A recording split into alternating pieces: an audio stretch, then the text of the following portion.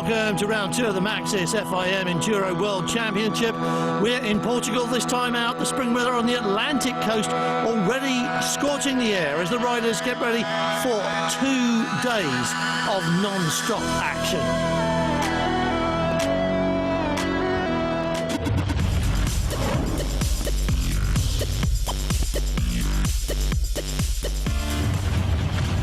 Close enough to Porto to have become part of its greater metropolitan area, Vale de Cambra sits peacefully in the wooded hillsides close to the sea.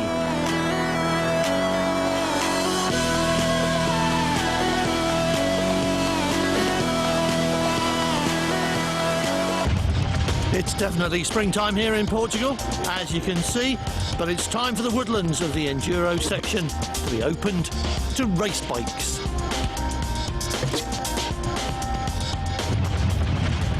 Namatan on the KTM then, and the Frenchman showed straight away that he was making the switch to the 254-stroke easily enough on the fast sections, but when the going thickened up, he was missing the grunt of the bigger E3 machine to dig him out.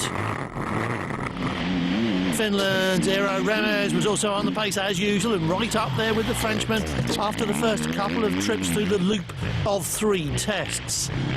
But it was another Frenchman, Jeremy Tarot, in second place on time as they came back to the paddock at the end of the morning. The Sherco rider quite pleased with the way things had been going for him. Perfect now. I'm, I think, second. So it's okay after 2 laps. But now it's more difficult, the last 2 laps. So I hope to finish on the podium. We'll see. It's rider fatigue and the way that the track's cut up that makes the afternoon harder, of course. Jaume Betriu on the sandy surface of the cross test here, but in the middle of the top 10 pretty much everywhere this morning. Tarot, legs, shoulders, all the major muscle groups under attack as he ended day 1 5th. And Anthony Boissier, a fast time in the extreme test, a couple of good ones elsewhere, and that puts him 9 seconds quicker on the day, 4th at the end of it in E1. Cristobal Guerrero was only 2.5 seconds faster, but that was enough to put the Spanish KTM rider in the top 3 on this first day, and yes indeed, close to the tape and the camera. And he was stylish on the technical stuff as well.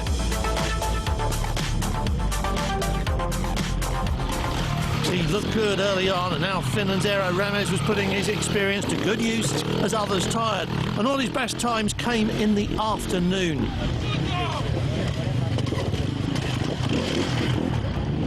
But Namatan showed a champion's class and reeled off a string of superb rides on all 3 types of test.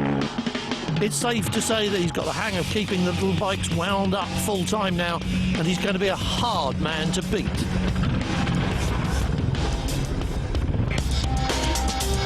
The gap between him and second place was the biggest in the top 5. These are the gaps to first place, remember, at the end of day 1. Was bad, but I am very happy to win finally. After 2 laps was better, and I hope tomorrow make a good day. This is E2 tackling the same tests, but these are bigger bikes. 252 strokes or 454s, and you'll hear the difference. Antoine Mero, the factory KTM, last year's E1 champion, with a lot more power and torque at his command this year.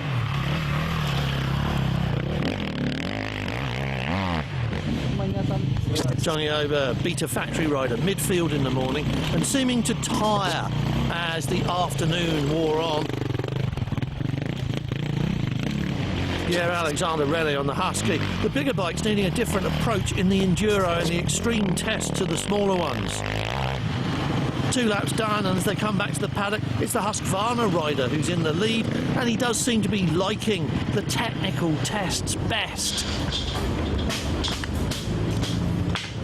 For the moment, it's okay. I'm leading. It's big fight with Antoine Meo, and yeah, the race is really difficult in extreme. I think the guy who win will make 4 good laps in extreme.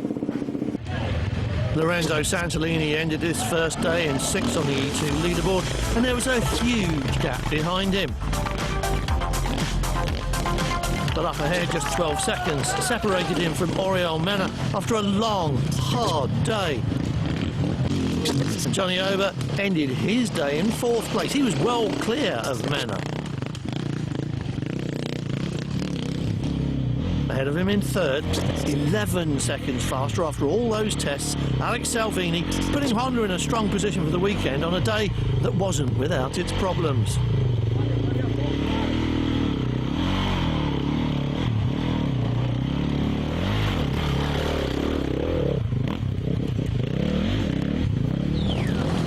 Second fastest on the day, winner of 6 out of 12 tests, Pierre-Alexandre Rene was just 4 seconds away from the top spot.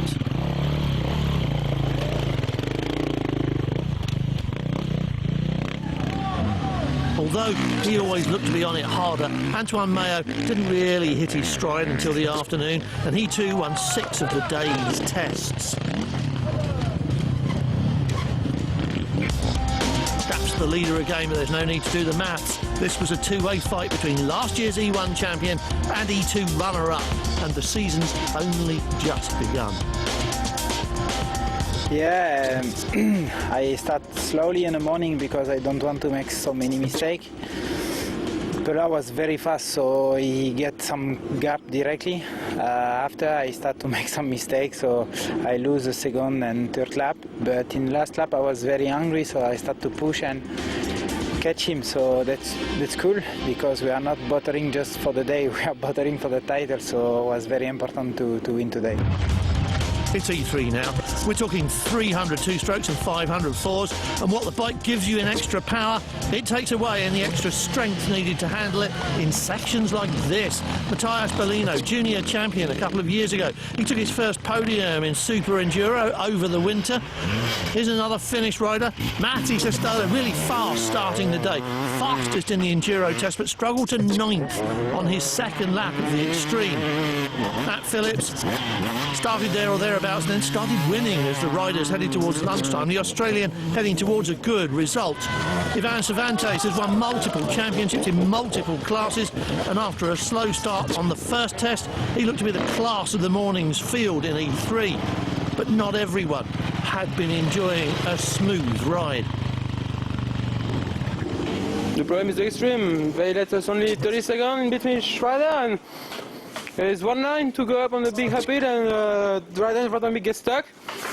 I was obligated to change my line and came on the left. That was almost impossible to go up, so I get stuck and I was like 30 seconds, 40 seconds. Antoine Basset, the Frenchman riding Gas for Pons, into 6th place at the end of the first day, 5 seconds away from 5th. And that was Igar Liop, the TM rider, steady and consistent all through the day.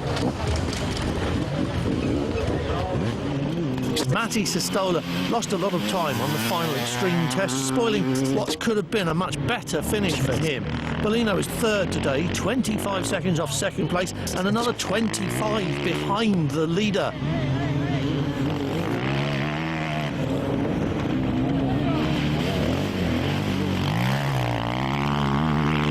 And that strong start worked well for Australia's Matt Phillips, and it earned him 2nd place on a day when he was called on to ride hard and delivered a string of 1st, 2nd and 3rd fastest times all through the middle of the day.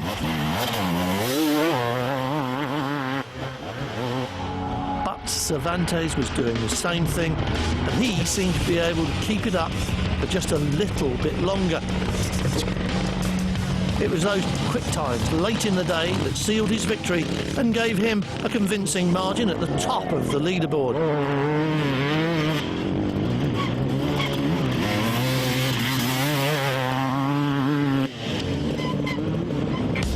28 seconds is a big gap, and especially so when you look at the gap behind Phillips in 2nd place. This was a good day in the office for Cervantes.